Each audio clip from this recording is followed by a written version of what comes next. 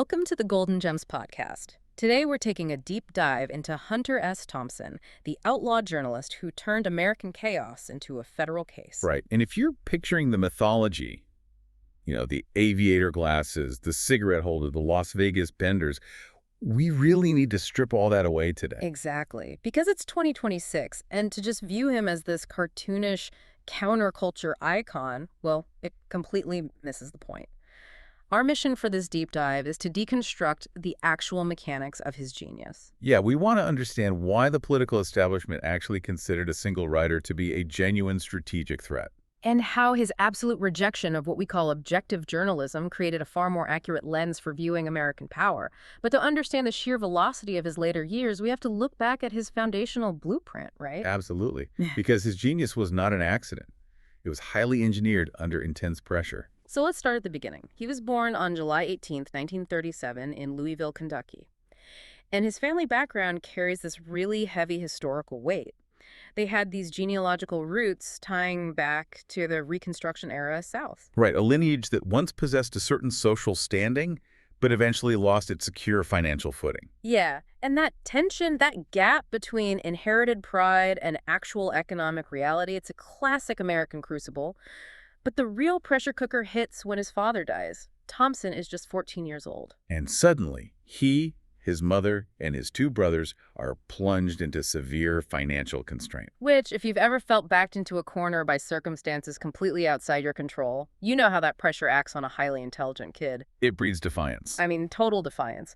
And it quickly escalated into tangible legal consequences. By the time he was 17, he's sitting in a juvenile detention center. He was arrested as an accessory to robbery, which is essentially amounted to just being in the wrong place with wrong people. But this is where the trajectory of American journalism pivots on a single judicial ruling. The presiding judge gives him a stark binary choice. You can go to prison, or you can join the military. So he chooses the military. Yeah. He enlists in the Air Force in 1956 and gets stationed at Eglin Air Force Base down in Florida. And what I find amazing is that he immediately starts deploying the exact operational strategy that will define his entire career.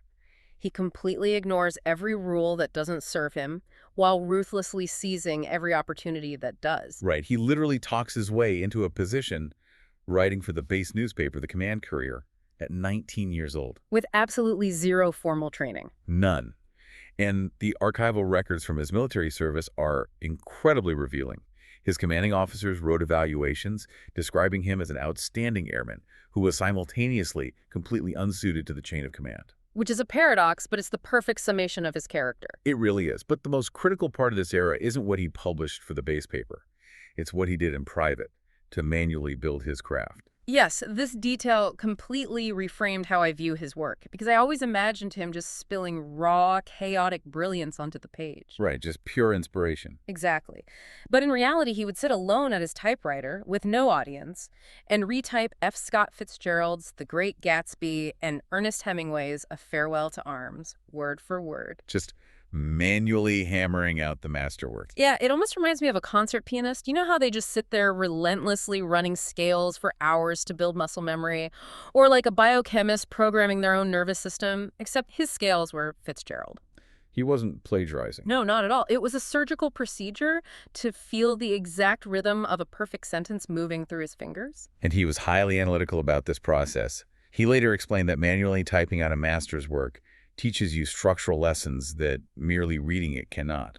He wanted that cadence in his hands, not just his head. That mechanical rigor completely belies the image of a chaotic wild man. Absolutely. By the time he left the Air Force in 1958, he had manually engineered his own talent in a vacuum. But the real test was whether that mechanical rigor could survive contact with actual American chaos. Which he actively sought out.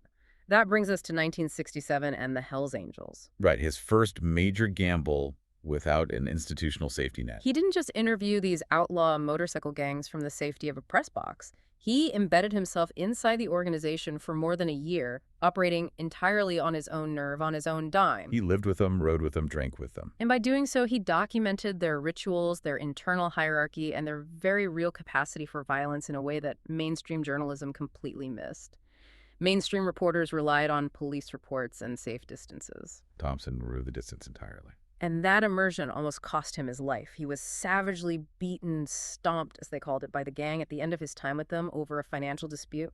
But when the resulting book was published, it established him as a major literary force. And more importantly, it caught the attention of the Federal Bureau of Investigation. Right, the FBI opens a file on him in 1967.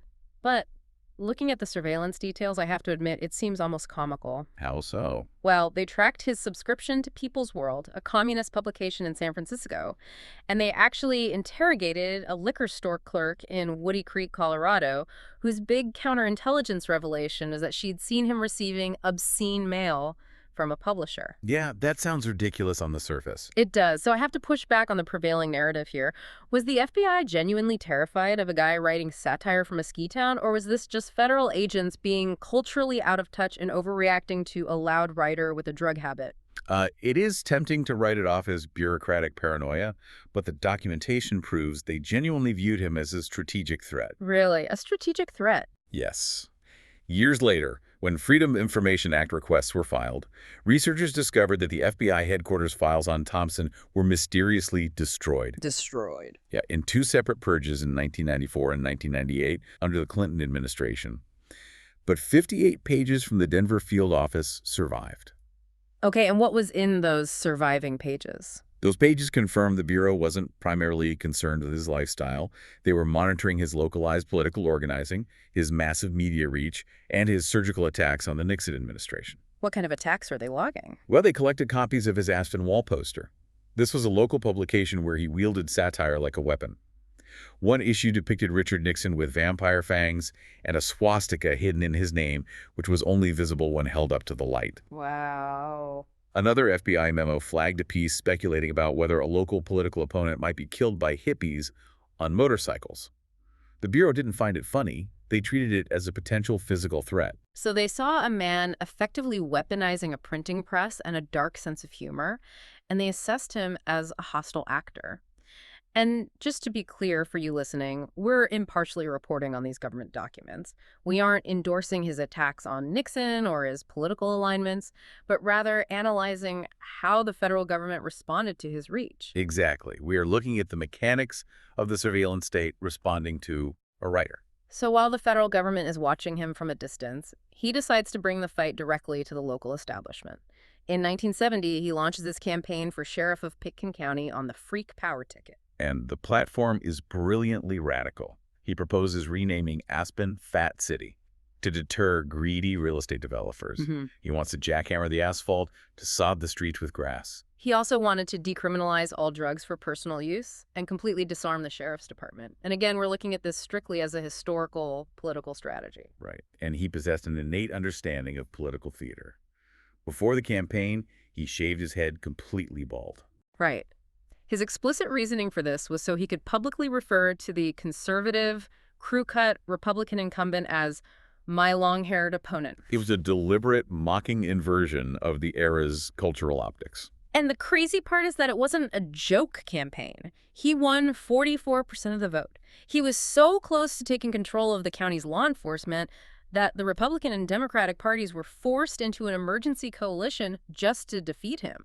Think about that. Two massive, historically opposed political machines having to combine resources to stop one bald journalist with a radical zoning proposal. That election proves he was operating as a highly capable political strategist. It does.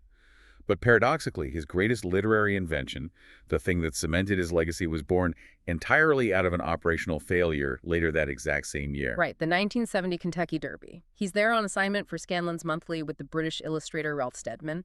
They plunge into the absolute chaos of the Derby crowd, and Thompson completely misses his deadline. The clock has run out. He has no cohesive, publishable story. So in a state of absolute desperation, he starts ripping raw pages directly out of his notebook. He feeds them into a fax machine to his editor in San Francisco, fully expecting to be fired for submitting incoherent notes. But the editor runs those raw, unedited pages exactly as they were received. And the resulting piece, The Kentucky Derby is Decadent and Depraved, changes the trajectory of American media. It reads like a transmission from a man who has stopped trying to report on an event and started trying to survive it. This is the exact moment Gonzo journalism is born. Let's actually define that for the listener, because gonzo gets thrown around a lot. What makes a piece of writing gonzo, as opposed to just first-person reporting? Gonzo journalism is a style where the reporter abandons any pretense of objective distance and becomes the central protagonist of the story. The events are filtered entirely through the writer's subjective, often exaggerated emotional state. The bias isn't hidden, it's the focal point. And if you picture the technology of the era, it makes perfect sense why this style emerged then. The Mojo Wire, the Xerox 400 telecopier. It took 6 screeching minutes to transmit a single page. Oh yeah, it was an agonizingly slow machine. Right, so I view that machine as a mechanical pressure cooker. Feeding those unedited notebook pages into the fax wasn't just a transmission method, it was an enforced commitment device. Once a page went into that machine, it was gone. Exactly. No revisions, no second guessing. The sheer survival mechanics of that high-pressure transmission method forced a level of visceral honesty that polished editing would have destroyed. And he applied that very same methodology the following year to his most famous work, Fear and Loathing in Las Vegas in 1971.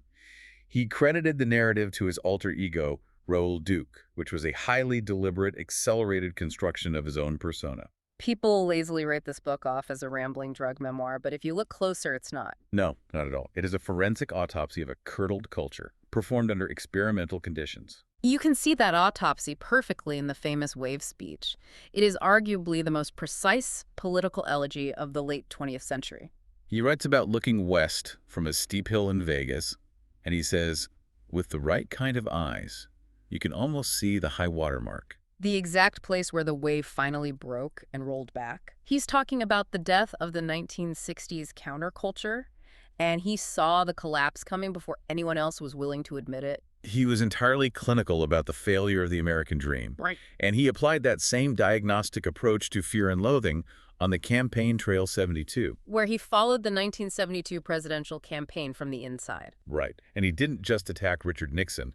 He used Nixon the way a toxicologist uses a poison. Nixon was a diagnostic instrument that reflected the darkest elements of the American id. He wrote an assessment of Nixon that is legendary. He said, he has the instincts of a predator and the integrity of a used car salesman. He viewed the president with this deep, professional interest in the mechanisms of corruption. And we can't talk about these cultural autopsies without highlighting the dual attack system he formed with Ralph Steadman. You look at Steadman's illustrations, the violent ink splatters, the grotesque, almost decaying caricatures of politicians, and they perfectly marry Thompson's prose. It was a highly calibrated, coordinated assault. Critics often discuss the syntactic aggression of Thompson's writing. What that means is his sentences were fast, rhythmic, and punchy. Reading them feels like a physical assault on the page. And paired with the visual aggression of Steadman's art, they created a complete sensory environment for the reader. Absolutely. Okay, I have to ask about the elephant in the room. We celebrate his writing rhythm, but his daily routine at his Owl Farm compound is legendary for starting with Chivas Regal whiskey and cocaine at 3 p.m. Right, the schedule. How do we separate the literary genius from what just looks like a massive substance abuse problem? Was his output just the chaotic byproduct of addiction? And to be clear to you listening, we're impartially examining his methodology here, certainly not endorsing this behavior. Of course. And if you look at the operational record, it wasn't mere hedonistic chaos. It functioned as an engineered pharmaceutical protocol. We have to look at how the drugs mechanically affected the work. How so? Well, the bourbon provided the baseline endurance to keep him at the typewriter through the night, while the cocaine dictated the frantic, paranoid, high-velocity pacing of his sentences. So he deliberately used those chemicals to access a specific metabolic state. He did. He treated the chemical architecture of his day the same way a professional athlete treats a rigorous, if destructive, training regimen. But you cannot run a human engine at the red line for 5 decades without the chassis breaking down. By the late 90s and early 2000s, the physical toll is massive. It really was. He requires hip replacement, he endures back surgery, he suffers a broken leg. For a guy whose entire method required him to be this kinetic force, constantly moving and embedding himself in the action, losing that essential mobility must have been devastating. Devastating. And this structural deterioration compounded with what his biographer called the February doldrums. Right. Thompson structured much of his year around the NFL season. Once the Super Bowl ended in January, February at his Colorado compound brought monstrous blizzards, an empty calendar, and profound isolation. February 2005 was the culmination of that physical and psychological narrowing. Which brings us to the note. On February 16th, 2005, he writes a note in black marker and leaves it for his wife, Anita. He titles it, "Football season is over." It's a very difficult piece to read. It is. Let me read a piece of it because the phrasing is chilling in its precision. He writes, "No more games, no more bombs, no more walking, no more fun, no more swimming." 67. That is 17 years past 50. 17 more than I needed or wanted. Boring. I am always bitchy. No fun for anybody. 67. You are getting greedy. Act your old age. Relax. This won't hurt. And at the bottom, he draws a small heart. The critical data point here is the 4-day gap. He wrote that note on February 16th, but he did not act on it until February 20. He composed the document, set it down, and lived inside the reality of that decision for 96 hours.